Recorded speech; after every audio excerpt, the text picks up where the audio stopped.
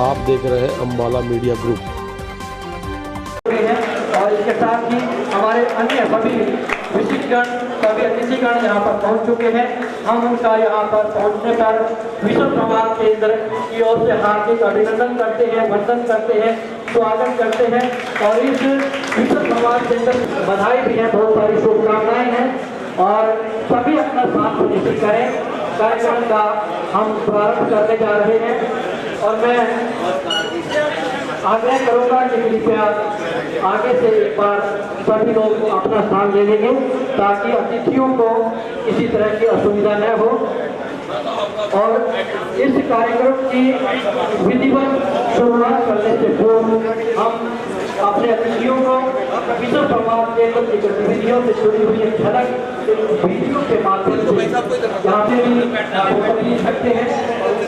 विश्व संवाद केंद्र न्यास हरियाणा द्वारा आयोजित देव ऋषि नारद जयंती के उपलक्ष्य में 8वां राज्य स्तरीय पत्रकार सम्मान समारोह आत्म ऑडिटोरियम के जिनेंद्र गुरुकुल सेक्टर 1 पंचकुला में आयोजित किया गया, जिसके मुख्य अतिथि गृह व स्वास्थ्य मंत्री हरियाणा अनिल विज, अध्यक्ष डॉक्टर सूरज सिंह, अधिवक्ता सुप्रीम कोर्ट दिल्ली और इसके मुख्य वक्ता सुशांत सिन्हा, वरिष्ठ पत्रकार एवं विशेष उपस्थिति विजय कुमार, संत राम, पंचकुला मेयर कुलभूषण गोयल व अम्बाला, यमुनानगर, पानीपत, कुरुक्षेत्र, नारायणगढ़ से पत्रकार शामिल हुए। इसमें आदि पत्रकार देव ऋषि नारद के नाम से पत्रकारों को स्मृति चिन्ह देकर अनिल विज ने सम्मानित किया। इस अवसर पर विशेष तौर पर अम्बाला से इंडियन मीडिया एसोसिएशन के प्रधान मदन उपल, उप प्रधान कुलजीत सेठी, महावीर राणा, विशाल कालिया, अर्जुन कुमार, संदीप कुमार, कुलबीर चोपड़ा व विश्व संवाद देव ऋषि नारद के मीडिया प्रमुख जिला अम्बाला प्रद्युमन कुमार सचदेवा अपनी टीम के साथ उपस्थित रहे। इस उपलक्ष्य पर गृह मंत्री अनिल विज ने विश्व संवाद केंद्र न्यास को 10 लाख की धनराशि भेंट की। आइए 3 बार जयकार करें, भारत माता की, भारत माता की, भारत माता की। सबसे पहले हमारे कार्यक्रम के मुख्य अतिथि श्री अनिल विज जी, जिनका परिचय वैसे तो सूरज को दिया दिखाना है, क्योंकि वो किसी परिचय के मुताज नहीं है, सब लोग उन्हें जानते हैं, लेकिन फिर भी मेरा कर्तव्य है कि एक लघु परिचय उनका मैं आपसे कराऊं।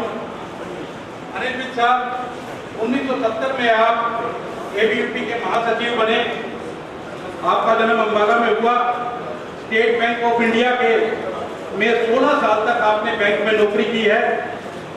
1990 में सुषमा स्वराज जी राज्यसभा की सदस्य चुनी गई।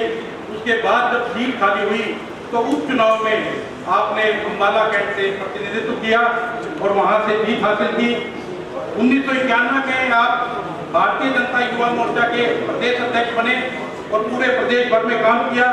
1996 और 2000 की अगर बात करें तो आप निर्दलीय विधायक बनकर के आए।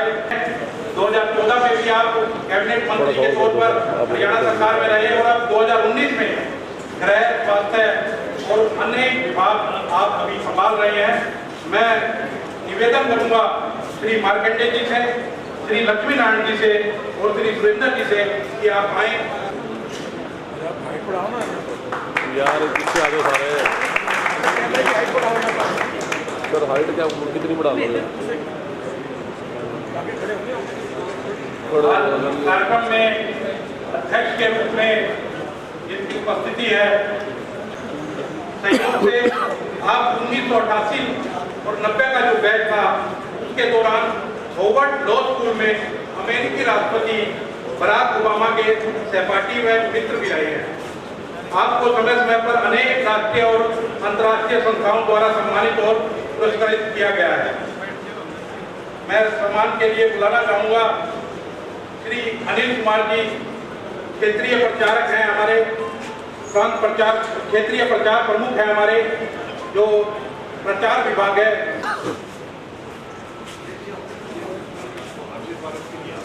अगले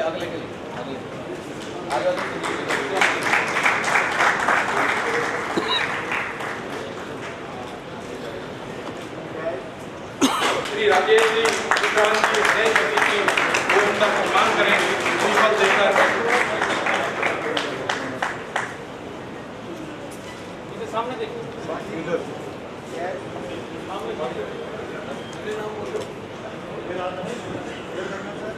हमारे मध्य में पंचकुला के मेयर और समाज सेवी कुलभूषण गोयल जी हैं, उनके सम्मान की समाज सेवी हैं। अनेक समाज सेवी ट्रस्टों के संचालन में आपकी प्रमुख भूमिका है।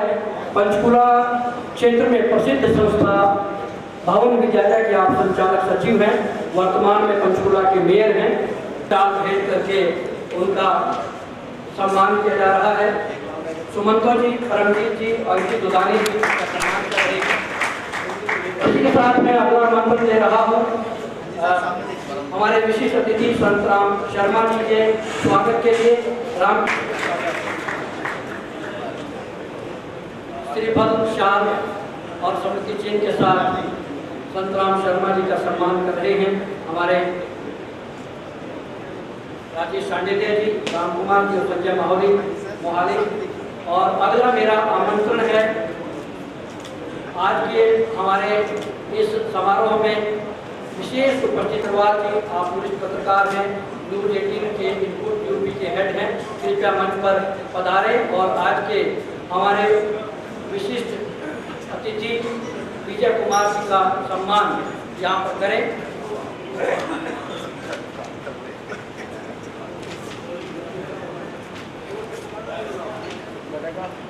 आप विजय कुमार जी मूल रूप से पानीपत से हैं।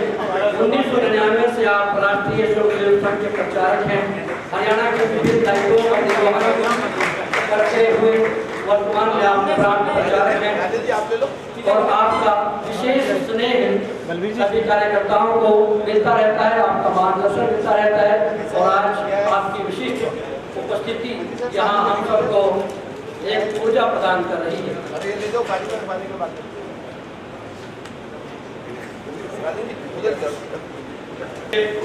आप पानीपत के रहने वाले हैं, पानीपत में आपका उद्योग है, पूर्व में आप राष्ट्रीय स्वयंसेवक संघ के प्रचारक भी रहे हैं, वर्तमान में आप हरियाणा प्रांत के प्रचार प्रमुख हैं और विश्व संवाद केंद्र हरियाणा के सचिव हैं।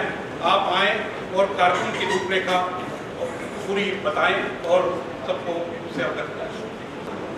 जो समाचार आ रहे हैं उनकी सत्यता है या नहीं, ये जानने की बड़ी उत्सुकता रहती थी। तो ऐसे में कुछ लोगों ने एक प्रयास किया और विश्व संवाद केंद्र लखनऊ इसका स्थापना की और वहां से विश्व संवाद केंद्र ये पूरे देश में धीरे धीरे अब प्रांत अनुसार सब प्रांतों में काम कर रहा है। विश्व संवाद केंद्र जिसके अंतर्गत मीडिया की हर विधा में काम करने वाले, यानी कोई ब्लड की बहुत जरूरत थी और प्लाज्मा की बहुत जरूरत थी, हम विश्व संवाद केंद्र ने पूरे हरियाणा में इसमें लीड ली और काम किया। और अन्य जो काम है, देवर्षि नारद की जयंती अनेक वर्षों से हम जिला स्तर पर हैं, इंफॉर्मेशन कमिश्नर भी रहे हैं, पृथ्वीराज जी हैं, आप माता मनसा देवी श्राइन बोर्ड में सेवा करते रहे हैं, नरेंद्र सहगल जी हैं, वरिष्ठ पत्रकार हैं, सत्यनारायण मित्तल जी हैं, पंचकुला से वरिष्ठ पत्रकार हैं, अमित आर्य जी हैं, मुख्यमंत्री जी के मीडिया सलाहकार हैं और भी बहुत से वरिष्ठ जन हम सबके बीच में सम्मानित कार्यकर्ता और पदाधिकारी और सारे हरियाणा से आए हुए हमारे पत्रकार भाई और बहनें, आप सबका यहाँ स्वागत है। आज हम इसका मौका हमें जो है आरएसएस का जो विभाग है, प्रचार विभाग, राजेश जी ने आज हमें उपलब्ध कराया है।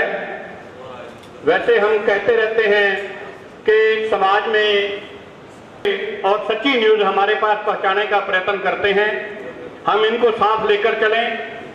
आरएसएस की जो प्रचार विभाग ने ये प्रयास किया है, मैं इसकी बहुत सराहना करता हूं। समय समय पे ये ऐसे प्रोग्राम होने चाहिए और इनको जो है हौसला तभी मिलेगा जब हम इनके साथ बैठ के इनके परिवार की और इनकी स्थितियों का आकलन भी करें।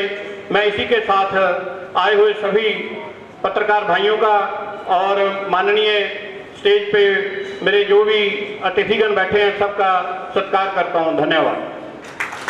अच्छी बात। और अगर इसमें से काफ़ी संख्या में पत्रकार भाई और बहन मौजूद हैं हमारे, तो मुझे पूरी उम्मीद है कि अनिल विज जी की जिंदगी बहुत सरल नहीं रहने देते हो। और हम पत्रकारों का काम ही यही है कि नेताओं का जीवन सरल ना रहे, क्योंकि जब वो जीवन सरल नहीं रह जाता है तो फिर वो ज़्यादा प्रयास करते हैं आम लोगों का जीवन सरल बनाने। तो हम बस उनको ये याद दिलाते रहते हैं। लेकिन अभी जब बात हो रही थी तो चर्चा हो रही थी नैरेटिव, और नारद जी के लिए कई बार कहा जाता है कि जहां जाते थे वहां आग लगाते थे। मेरा इसमें थोड़ा मतभेद, क्योंकि मुझे लगता है कि नारद जी जहां जाते थे वहां अपनी बात कहते थे। जो आग लगती थी वो दरअसल अंदर होती थी, और आप जब किसी खबर को रखते हैं, किसी बात को कहते हैं, उसका परिणाम जो है वो सामने वाले के अंदर कई बार कुछ चीजें होती हैं, उसके ऊपर भी निर्भर करता है। पत्रकार चूंकि सॉफ्ट टारगेट होते हैं तो उनको टारगेट कर लिया जाता है कि भाई इनकी वजह से हो गया। जैसे अगर आपने गौर किया हो, आज की डेट में बड़ा बड़ा खास और सिंपल सा नैरेटिव जो कई बार चलता है कि पत्रकारों की वजह से इस देश के अंदर हिंदू मुसलमान के बीच जो है वो झगड़े पड़े। और मैं तो बड़ा एक बेसिक सा प्रश्न पूछता हूं कि अगर हिंदू और मुसलमान में इतनी मोहब्बत थी तो पाकिस्तान बना क्यों? सो ये नैरेटिव की बात है, क्योंकि जब आप हिंदुओं की बात करना शुरू करते हैं और एक दूसरा पक्ष आहत महसूस करता है और आप फैक्ट्स के साथ बात करते हैं, फैक्ट्स के साथ सवाल पूछते हैं, तो आपको कैसे रोका जाए? आपको कभी नहीं बता के रोका जाए, या आप हिंदू और मुसलमान के बीच नफरत की खाई बढ़ा, जबकि वो चीज ऑलरेडी वहां है। ऐसा नहीं कि नहीं थी। हिंदू मुसलमान के बीच अगर कोई नफरत नहीं होती तो इस देश में क्या 2014 के पहले कोई दंगे नहीं हुए थे? बीजेपी नहीं बनी थी तो उसके पहले दंगे नहीं हुए थे। सिर्फ कांग्रेस ही थी तभी तब दंगे नहीं होते थे। लेकिन जब आप ये पूछिएगा तो आप लोगों को नागवार गुजरते, तो एक नैरेटिव सेट होता है कि आज की मीडिया जो है वो हिंदू और मुसलमान को लड़ा। बहुत कोई नहीं लड़ा, लड़वो पहले से रहे। बस ये था कि उस लड़ाई में हमेशा से तय था कि पक्ष किसका चुना जाएगा, लोग किसके साथ खड़े हो। अब एक दूसरे पक्ष के साथ खड़े होने वाले लोग खड़े हो गए, इसलिए आपको दिक्कत है और आप खड़े।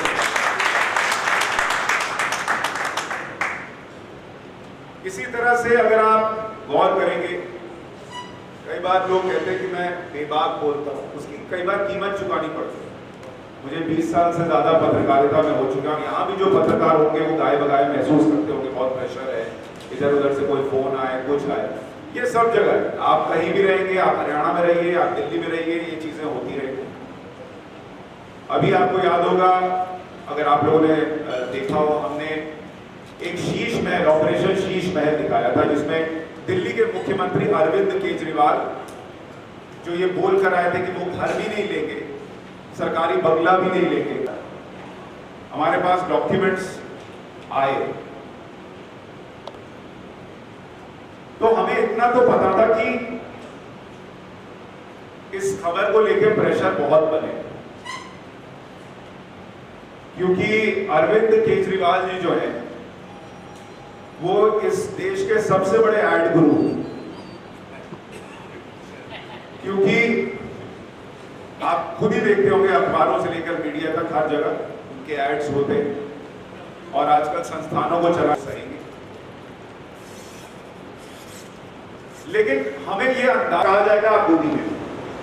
गोदी मीडिया जब भी आप कहीं सुने, आप ये समझ जाएं कि वो आदमी फैक्ट्स पर देश हित में बात कर रहा है, क्योंकि जो लोग आपके फैक्ट्स को नहीं काट सकते, जो लोग आपके नैरेटिव को काट नहीं पा रहे, उनके पास इकलौता जरिया, इकलौता माध्यम बचा है कि वो आपको किसी तरह से आपकी छवि को डैमेज कर। जैसे होता है ना कि किसी आदमी को आपने देखा और लगा कि अरे यार इसका तो कैरेक्टर ही ठीक नहीं, इसकी क्या बात है विश्वास है, तो वो आपके कैरेक्टर असैसिनेशन पर लगे, वो पत्रकारों की छवि को धूमिल कर रहे हैं। कल को कोई सुशांत सिन्हा आए और बोले कि ये फैक्ट्स है, तो आपके दिमाग में डाउट पैदा करने का प्रयास कि नहीं यार ये तो गोदी मीडिया है, ये कैसे ऐसा बोल सकता है। जबकि अगर आप देखेंगे जो दूसरा पक्ष है वो यहां से इतना पैदल है कि वो कभी पलट के उनसे पूछता ही नहीं ये जो फैक्ट रख रहे हैं उसमें तुम्हारा क्या जवाब, तुम्हारे पास क्या काउंटर फैक्ट्स। इसलिए ये सारी कहानी, सारी लड़ाई जिस नैरेटिव की चल रही है ये अभी और तेज होगी। अभी 2024 के पहले तो और तेज, फिर उसके बाद थोड़ा ठंडा पड़ेंगे, फिर जब मौका आएगा फिर प्रयास करें। और ये इंटरनेशनली भी होता है। आप क्या सोच रहे हैं, विदेश में अगर कोई जो बाइडेन कह देता है कि नरेंद्र मोदी का ऑटोग्राफ लेना पड़ेगा लगता है, तो आपको क्या लगता है, उसको बहुत पसंद आता है। तो वो सब तकलीफ में है, वो ब्रिटेन वाले भी तकलीफ में है कि 300 साल राज करके गए और ये अब अर्थव्यवस्था में हमसे ऊपर चले गए। कैसे? अमेरिका वालों को लगता है हमसे संभाल नहीं रहा देश, इन्होंने संभाल रखा है, ये ब्राइट स्पॉट बने हुए। कैसे? तो मुंह पे तो मीठा मीठा बोलेंगे, लेकिन उनकी मीडिया भी वही काम करेगी जो यहां की मीडिया करती है। वो भी धीरे से नैरेटिव सेट कर, वो कोविड काल के दौरान आपके यहां चिताएं चल रही थी इसकी तस्वीर दिखाएंगे, लेकिन अमेरिका में 6 लाख लोग मर गए। और मैंने वॉशिंगटन डीसी से रिपोर्ट किया था, उन्होंने एक बहुत बड़ा मैदान, उसमें एक एक झंडा लगा रखा था, व्हाइट झंडा हर मरने वाले आदमी के।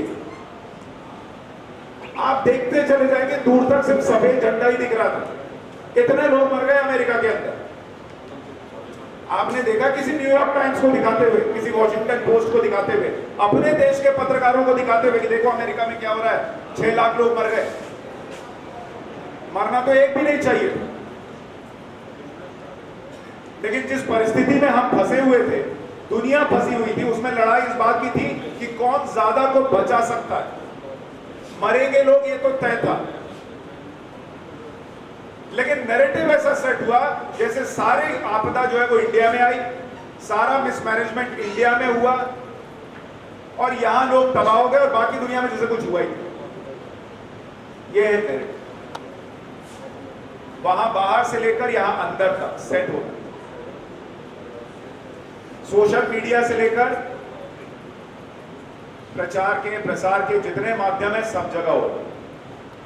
और इसलिए जब मैं कहता हूं, बात खत्म करूंगा, कि वी आर एट वॉर, इस युद्ध की कीमत हमें और आपको नहीं चुकानी। इतना याद रखिएगा कि इस युद्ध की कीमत इस देश को चुकानी।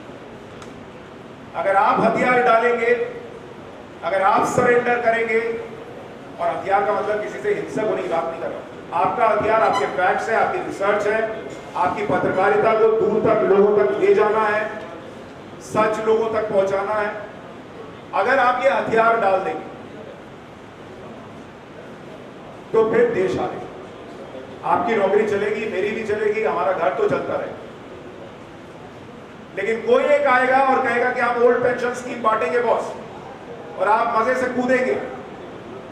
लेकिन कोई खड़ा होकर बताना चाहिए कि ये ओल्ड पेंशन स्कीम आपके आने वाली पीढ़ियों को खा जाएगा, क्योंकि देना उनको अभी नहीं है, देना उनको बाद में।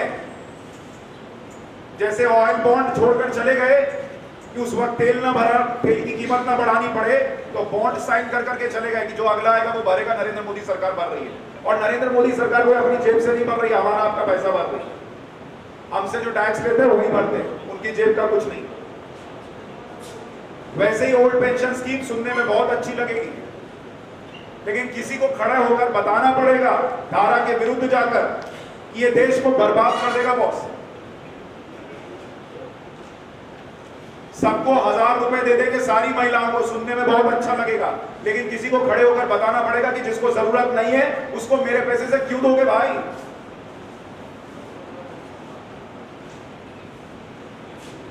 कभी तो किसी को खड़े होकर आरक्षण पर सवाल पूछने पड़ेंगे कि जिसको जरूरत थी उसको फायदा हो रहा है या नहीं हो रहा है।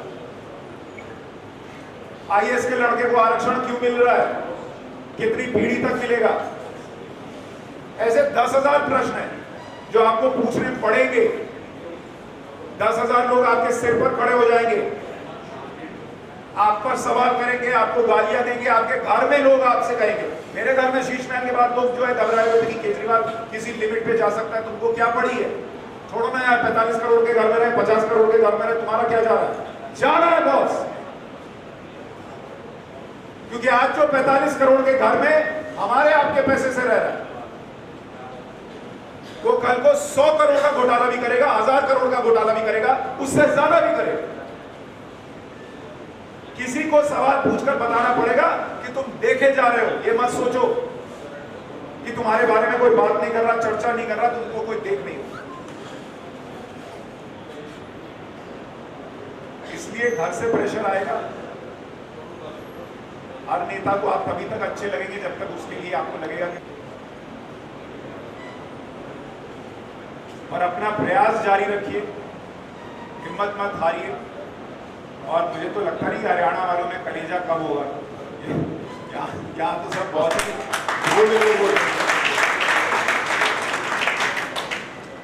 तो वो कलेजा लेकर चलिए और देश हित में सोचते हैं। बस इतनी सी अपील है मेरी, बाकी पाठशाला भी देखते हैं। आदरणीय अनिल जी, डॉक्टर सूरज जी, संतराम शर्मा जी, कुलभूषण जी, डॉक्टर मारकंडे जी, और जिस प्रकार से मंच पर बड़े महत्व के लोग बैठे हैं, परिचय में बताया, वैसे ही महत्व के लोग सामने की कुर्सियों में और आखिर तक बैठे हैं। आप सबको प्रणाम करता हूँ, नमन करता हूँ। अभी सुशांत सिन्हा जी ने अपनी बात और बहुत सारी तथ्यात्मक बात और बहुत सारी जानकारी देने वाली बात जिस बेबाकी से हम सबके सामने रखी है, और जिस प्रकार के सुधी श्रोता बैठे हैं, मैं समझता हूं ऐसे वक्ताओं को बुलाने के लिए और ऐसे सुधी श्रोताओं को बुलाने के लिए विश्व सम्मान केंद्र को भी अभिनंदन करना चाहिए। आपको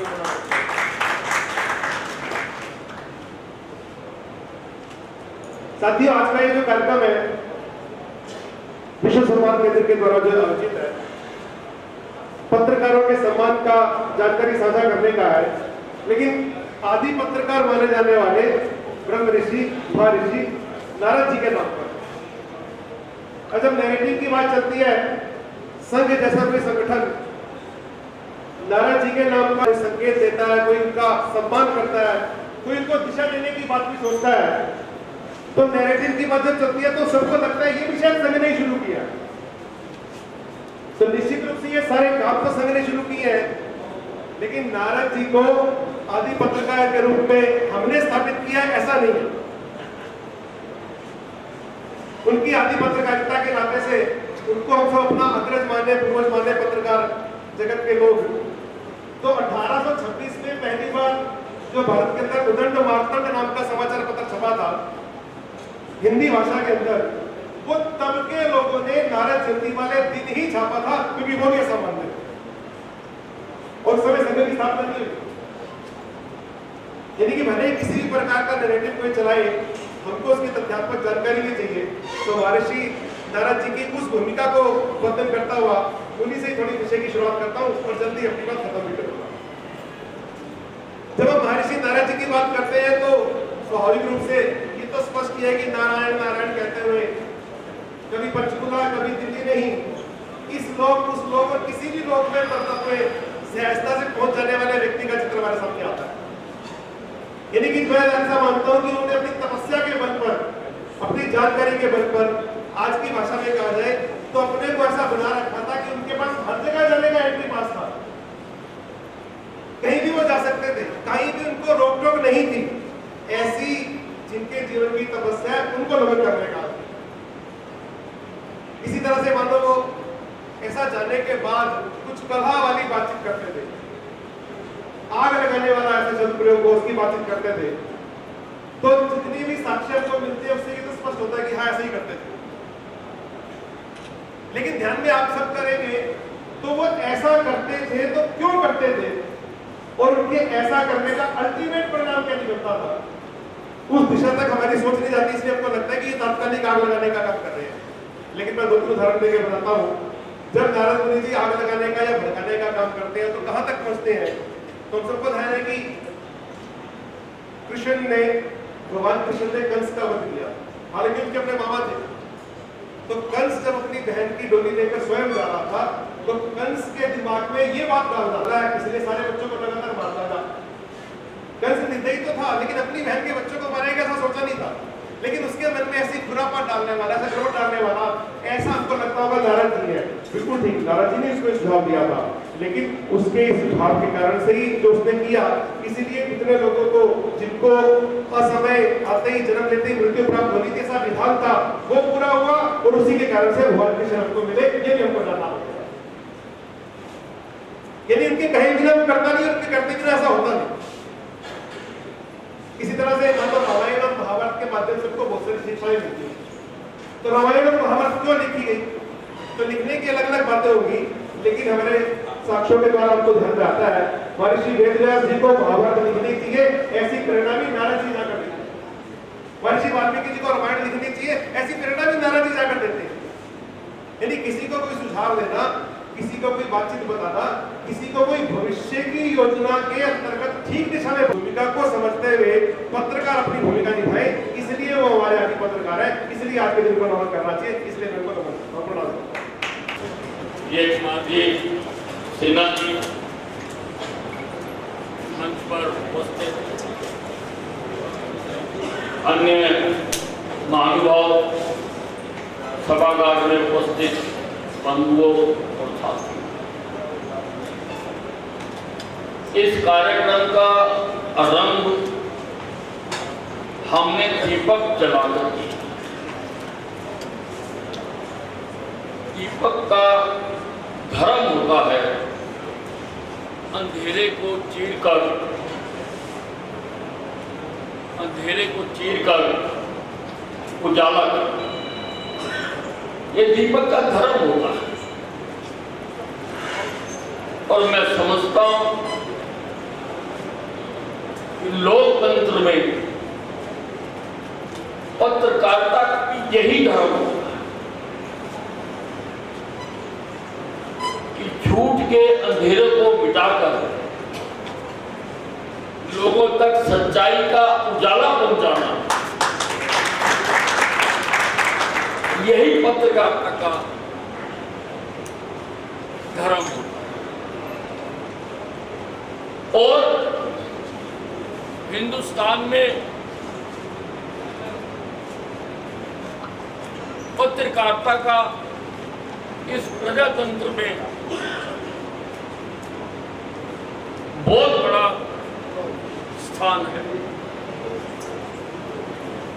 पत्रकारिता न्यूज जैसा हम पढ़ते हैं, अभी यहां पर विजय जी ने महर्षि नारद मुनि के बारे में बताया। महर्षि नारद मुनि जी के बारे में विस्तार से बताया और उनका जो नैरेटिव था, जो लोगों के मन में नाम लेने से विचार आता है, उसके बारे में साक्ष्यों सहित यहां पर बताया। परंतु क्या मुझे कोई ये बताएगा कि किसी शास्त्र में ऐसा लिखा गया हो कि नारद जी ने कभी झूठ बोला हो या गलत बताया? उन्होंने जहां बताया वहां पर सत्य जाकर बता दिया।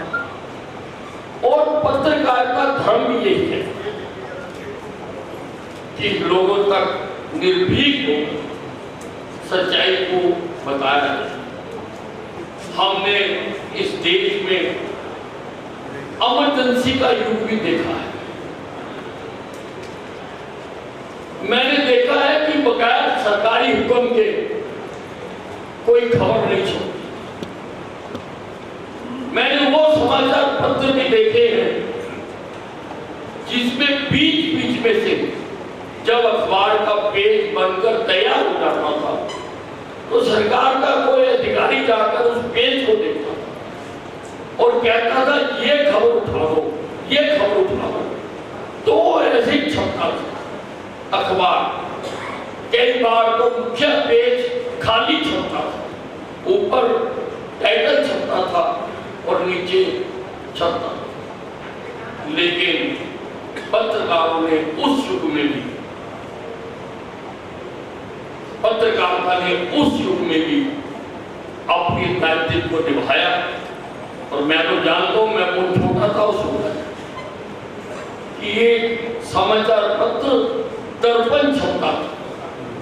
जो कुछ अखबारों में नहीं आ पाता था, जो खबरें उठा ली जाती थी, वो खबरें दर्पण के माध्यम से लोगों तक पहुंचाई जाया करती थी और हम उस समाचार पत्र को बांटने का काम किया।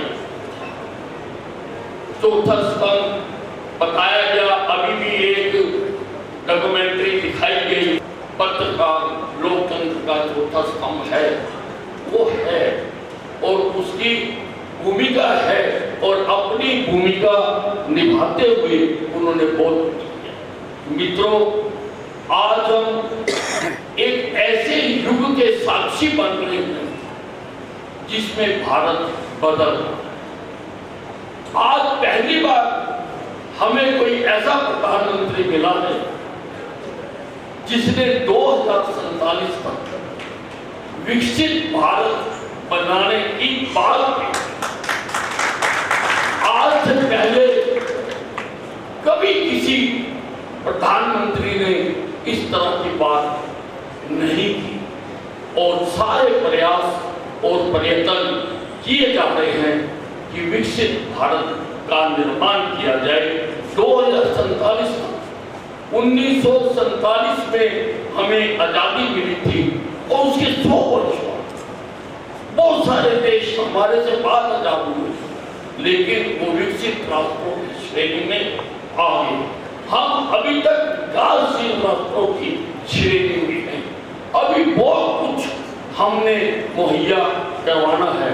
हम सौभाग्यशाली हैं कि हम इस युग के साक्षी बन रहे हैं। जब भारत बदल रहा है, जब विकासशील से विकसित राष्ट्र बनने की ये दौड़ में जा रहा है और मोदी जी की बात पर सब सारे देश को विश्वास भी है, भरोसा भी है, क्योंकि हमने जो कहा हमने वो करके भी दिखाया।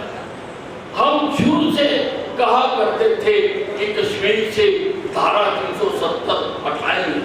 हम कहते थे, हमारे राष्ट्रीय अध्यक्ष श्यामा प्रसाद मुखर्जी ने अपना बलिदान भी दिया और मैं तो जानता हूँ कि हमारी पार्टी की मीटिंगें धारा 370 से शुरू होती थी और धारा 370 वाली खत्म हो जाती थी। कि हम कहते थे कि हम धारा 370 खत्म करेंगे और जब समय आया, जब संख्या बल लोगों ने हमारा पूरा किया, तो एक झटके में धारा 370 को, क्योंकि हम जो कहते हैं वो करते हैं और धारा 370 को खत्म किया है। तो आज कश्मीर के हालात बदले हैं। आज G20 का सम्मेलन कश्मीर में हुआ है। आज दूर दूर के लगभग 60 राष्ट्रीय के लोगों ने आगे कश्मीर में सम्मेलन किया। आज जो पाकिस्तान था कि कश्मीर डिस्टर्ब है, आज उन्होंने अपनी आंखों से देखा है। आज उन्होंने जाकर अपने अपने देशों में उन्होंने लोग वहां पर हालात देखे और जाकर बताएंगे कि कश्मीर तो पूरी तरह से कश्मीर पूरी तरह से शांति है। और हमें इस बात का सौभाग्य प्राप्त है कि आज कश्मीर में भी हिंदुस्तान का संविधान लागू होता है। कश्मीर में भी सुप्रीम कोर्ट के फैसलों को माना जाता है और ये करके दिखाया है मोदी जी। हम राम मंदिर के लिए बहुत देर से लड़ रहे हैं कि राम मंदिर बने। बहुत लोगों ने उसके लिए बलिदान दिए और हम कहते थे, जहाँ हम कहते थे कि हम अयोध्या में मंदिर बनाएंगे, वैसे तो राम जी के सैकड़ों हजारों करोड़ों मंदिर हैं, लेकिन जो जन्म वो मंदिर नहीं था। हमारे देश पर अनेकों वर्षों तक आतंकियों के हमले होते रहे और उन्होंने हमारे आस्था के, हमारे धार्मिक स्थानों को तहस नहस किया। ऐसे ही राम जन्मभूमि के मंदिर को भी तहस नहस किया गया। हमने भी कई प्रकार के आंदोलन चलाए। मैं भी खुद भी, मैं दोनों बार वहां पर गया। पहली बार मैं 19 दिन जेल में रहा और दूसरी बार वो जो ढांचा था उसके टूटने का मैं साक्षी हूँ। मैंने मेरी आंखों के सामने वो धाराशायी हुआ और हम कहते थे कि हम मंदिर बनाएंगे। आज प्रधानमंत्री नरेंद्र मोदी जी के कुशल नेतृत्व मार्गदर्शन के कारण आज वहां पर राम मंदिर बनकर तैयार हो रहा।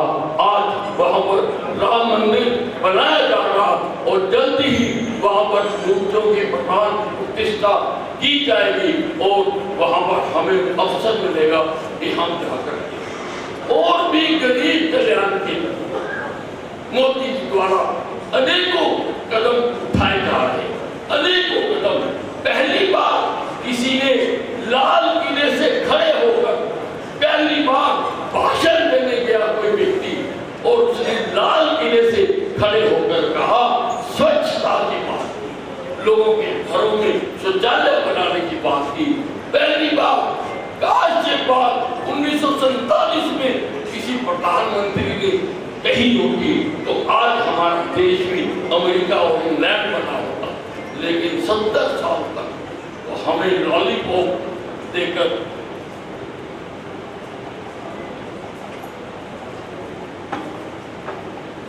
झूठे सच्चे नारे देकर देश की राजनीति, देश की मुख्य समस्याओं की तरफ कभी किसी ने ध्यान नहीं दिया। कभी किसी ने कहा गरीबी हटाओ और 3-4 करोड़ उसी में बीत गए। अरे गरीबी हट गई क्या हट गई गरीबी? अगर गरीबी हट गई होती तो कोविड में 80 करोड़ लोगों को जो मोदी जी ने मुफ्त अनाज बांटा उसकी आवश्यकता नहीं। लोग सक्षम होते लेकिन नहीं हटी। पहली बार किसी प्रधानमंत्री ने मूलभूत शौचालय बनाने की तरफ ध्यान दिया है। पहली बार किसी ने रसोई में रात को और वो चूल्हा जलाकर उनकी आंखें चली जाती थी। अरे इतनी छोटी छोटी चीजों पर भी पहली बार ध्यान देने के लिए कोई प्रधानमंत्री आया। उसके मुताबिक योजनाएं चलाई, जन धन खाते खुलवाए, उज्ज्वला योजना चलाई, कई प्रकार से आयुष्मान कार्ड। किसी परिवार में बीमारी आ जाती थी उसकी हंसी चली जाती थी, वो कभी हंसते नहीं थे बैठकर और जब बैठते थे तब रोते थे। आज नरेंद्र मोदी जी ने ऐसा आयुष्मान भारत का तोहफा सारे हिंदुस्तान को दे दिया कि लोग आज निश्चिंत है कि अगर मुझे बीमारी होगी तो मैं बड़े से बड़े अस्पताल में जाकर 5 लाख का मैं अपना इलाज करा सकता। पाकिस्तान हमारा पड़ोसी बार बार हमारे पर आक्रमण करता था, हमारे साथ लड़ाई लड़ता था, हमारे साथ उग्रवादी भेजकर हमारे ऊपर हमले करवाता था। और हम क्या करते थे? हम श्रद्धांजलियां आयोजित करके अपने अपने घरों में चले। पहली बार कोई ऐसी सरकार आई है और ऐसा प्रधानमंत्री आया है जिसने पाकिस्तान में घुसकर मारा है। और वो जो पाकिस्तान जो रोज अलापता था उसका ऐसा हाल कर दिया, जो रोज अलापता था कश्मीर दे दो कश्मीर दे दो, आज कश्मीर मांगने तो भूल गया, आज कहता है रोटी दे दो दाल दे दो। इसका ऐसे है।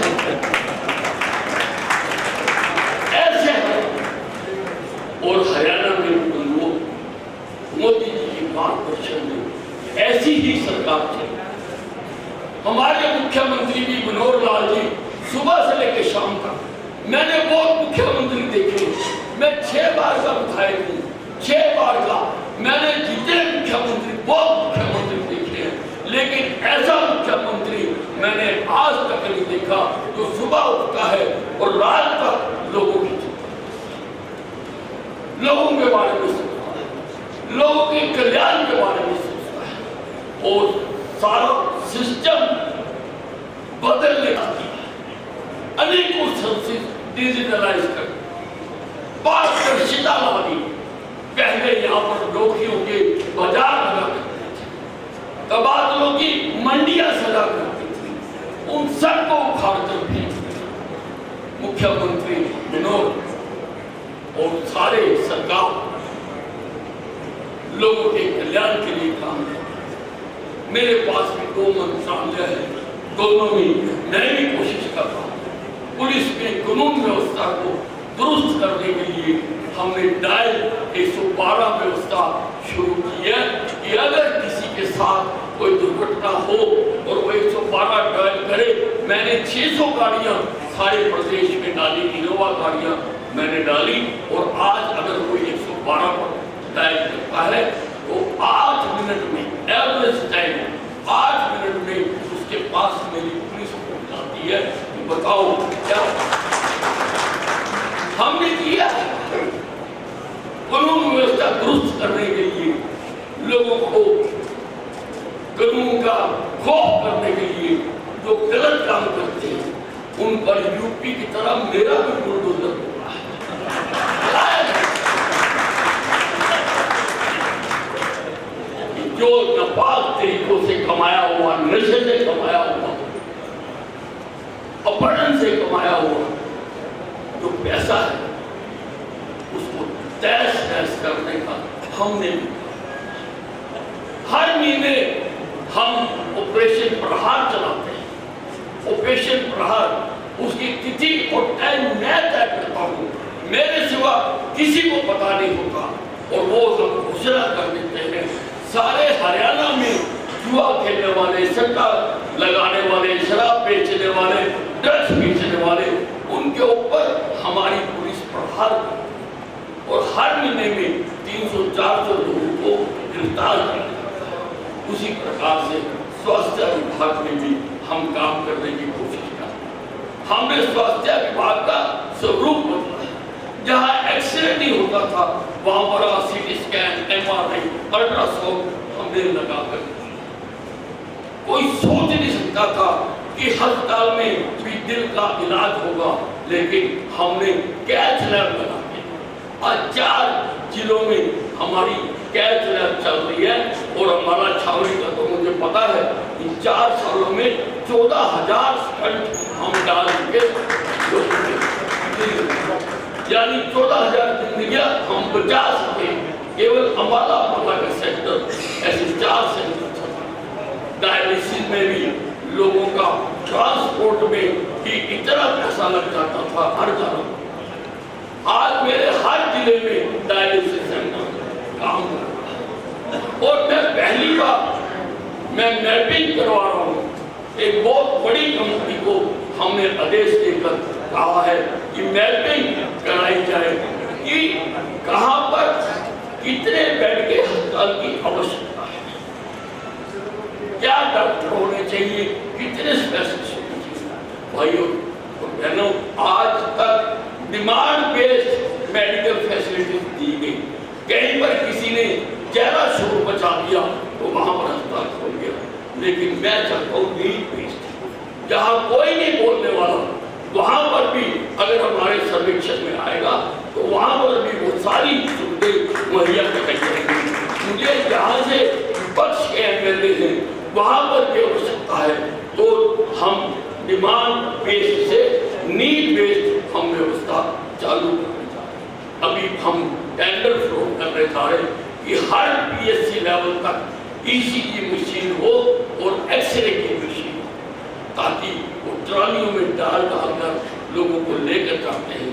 जो पहला घंटा होता है उसको गोल्डन आवर कहते हैं, जब हार्ट अटैक होता है, और वो टाइम लोगों का सिर्फ लाने ले जाने में बीत जाता है। तो हम कोशिश करते हैं कि हम उसको करेंगे कि हम पहले आवर में ही उसकी ECG करके उसको बता दें कि वो ठीक है या उसको किस दवाई की आवश्यकता है। कि 10 मिनट में वो कंपनी बताएगी कि व्यक्ति को क्या बीमारी है, और अगर उसको इलाज की जरूरत है उसको दवाई बताएगी और उसको कहा जाएगा आप इसको किसी बड़े मित्रों, आप समाचार छापते हो और सच्चाई छापते हो, लेकिन कई बार तो केवल नेगेटिव समाचार छापते। और मैं तो कहा करता हूं कि अगर कोई विदेशी हिंदुस्तान में आ जाए और वो अपना टेलीविजन लगा ले तो वो देखकर 1 घंटे में ही कि कहीं गोली चल रही, कहीं किसी को मारा जा रहा, कहीं किसी के साथ बलात्कार हो रहा, यही समाचार देखेगा। वो तो अपना सामान खा के वापसी फ्लाइट से वापस चला। इसलिए छापो, क्योंकि सच्चाई दिखाना तुम्हारा काम है। 360 डिग्री एंगल से दिखाना आपका काम है। जैसा मैंने कहा कि दीपक का रोशनी देना धर्म है, लेकिन रोशनी देने के लिए सीना साफ करना, और तो ज्यादा चलेगा वो रोशनी भी ज्यादा रोशनी आप छापिए। लेकिन मैं ये प्रार्थना करना चाहता हूं कि अपने समाचार पत्रों में 1 पेज, आधा पेज, 1 कॉलम आप गुड न्यूज का भी छापें। ऐसा तो नहीं है कि इस दुनिया में सब कुछ गलत ही गलत होगा, ऐसा तो नहीं।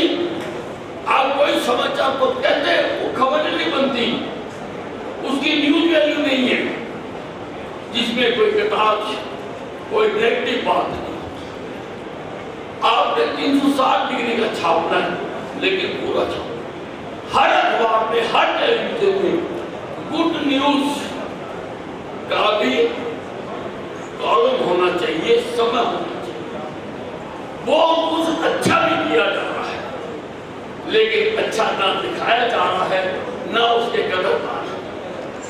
अगर हम अच्छा दिखाएं तो लोगों को अच्छा करने की आदत पड़ेगी, लोग अच्छा करेंगे। लेकिन उसके लिए अखबारों में स्थान नहीं, अनेकों योजनाएं चलाई जा रही। जैसे अभी विजय जी ने बताया कि जो ट्रेन दुर्घटना हुई स्टेशन से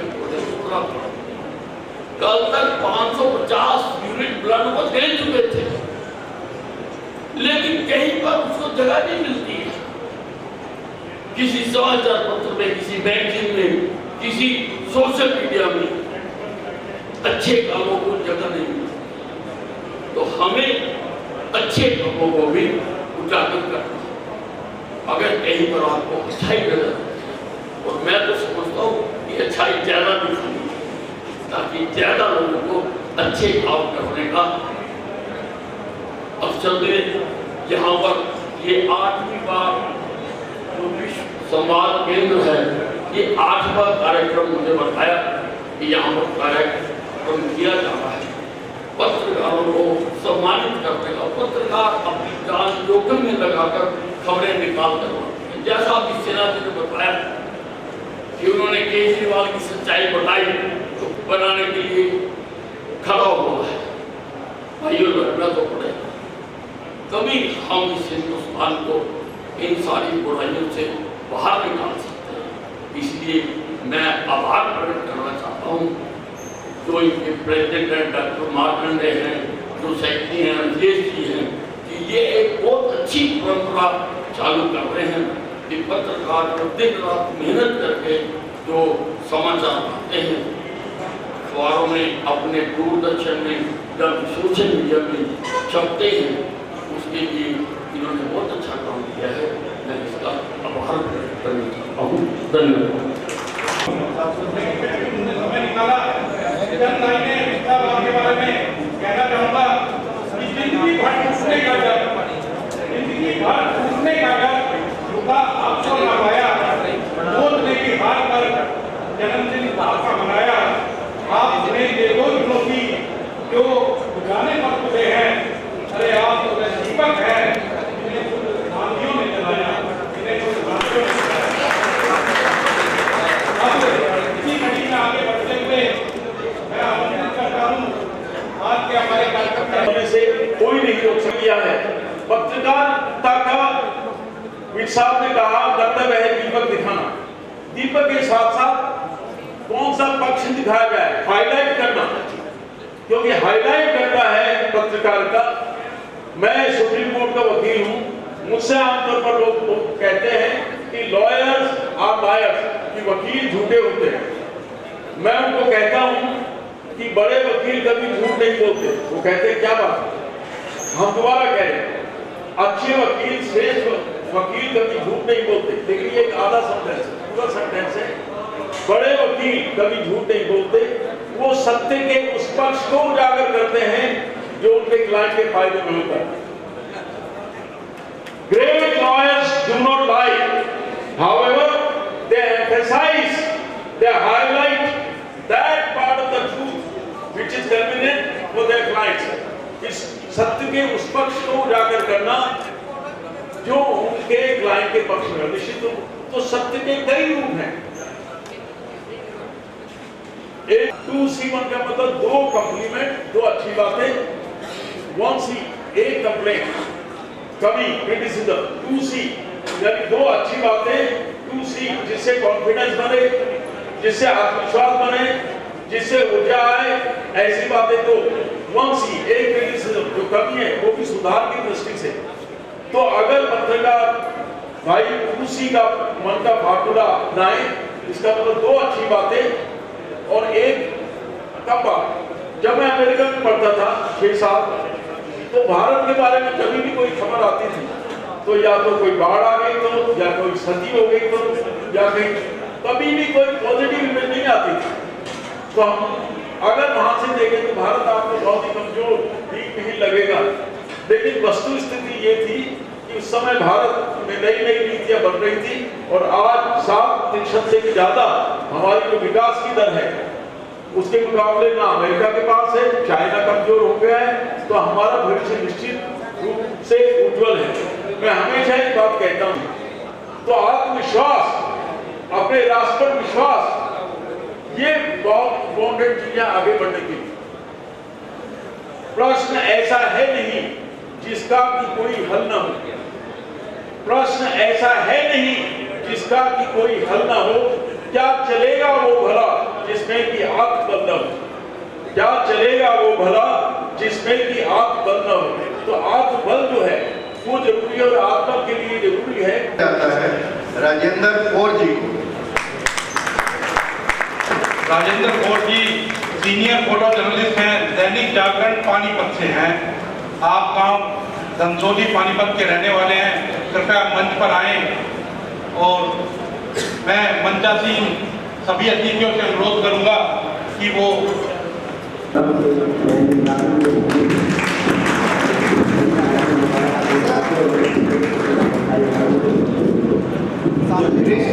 न्यूज पोर्टल ये जाता है। आज आपके मैं जगदीश शर्मा, 5 साल से मैं इस फील्ड में काम कर रहा हूँ और पूरे हरियाणा लगभग पूरे देश का मुझे बहुत प्यार मिला है। इस प्यार के लिए आप सबका बहुत बहुत धन्यवाद।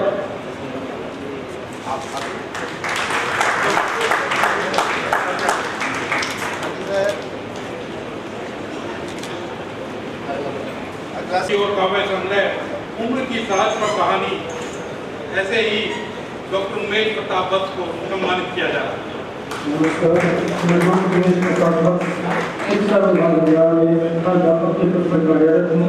मैं हिंदी, अंग्रेजी, इतिहास, शिक्षा एवं योग विज्ञान में MA किया है। हिंदी विषय में MPhil और PhD किया है।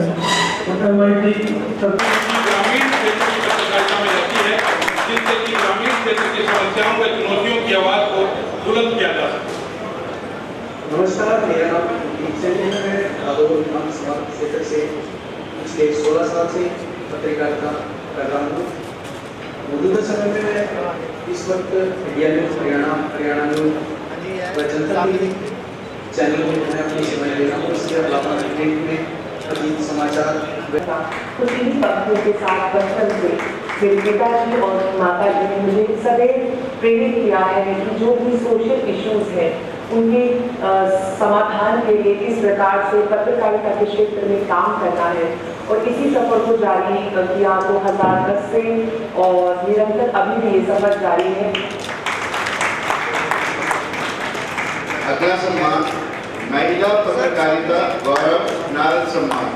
महिला पत्रकारिता गौरव के इस पत्रकारिता के सफर में मैं सर्वाधिक जो धन्यवाद करना चाहूंगी पंजाब केसरी समूह के संपादक माननीय श्री अविनाश चोपड़ा जी का, जिन्होंने हर पद पर मुझे प्रोत्साहित किया। गतिविधियों के कारण आपको राष्ट्रीय अंतर्राष्ट्रीय अवार्ड मिले हैं। दैनिक हाल समाज के साथ ही इसी दौरान इंडिया न्यूज चैनल के लिए भी बिजनेस ग्रोथ के लिए भी कार्य किया। खबरें अभी तक न्यूज चैनल के साथ भी आपने जुड़कर काम किया है।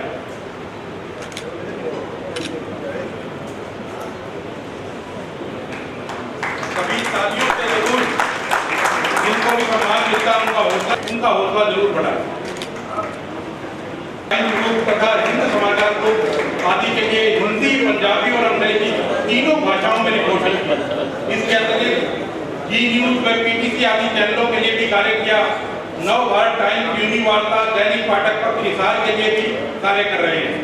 आपको 1995 में पत्रकारिता स्टेट अवार्ड से सर्वश्रेष्ठ फीचर लेखक के कारण सम्मानित किया गया।